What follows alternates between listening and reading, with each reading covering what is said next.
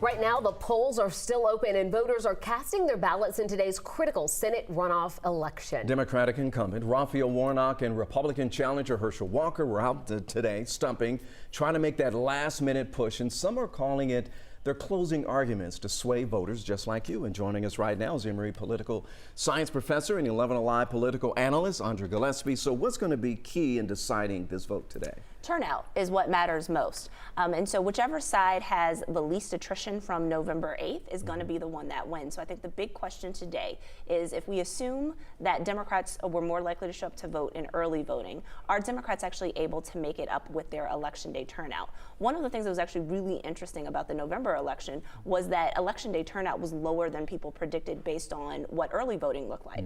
So what we want to see is how many people showed up today, and do their demographics look like the demographics of the people who showed up last week during early voting. So what do we know right now about turnout, about who's come out so far? What do we have in terms of information at this point? So based on the early voting numbers, age-wise, voters tended to be older, which is actually not unusual in an off-cycle election.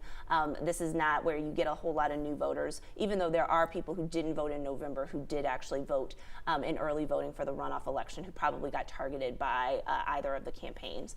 We know that African-American turnout was high amongst early voters. And so that could actually be really good news for Raphael Warnock, because we predict that he's going to get the lion's share of African-American votes. We still want to wait to see how other groups turn out to vote.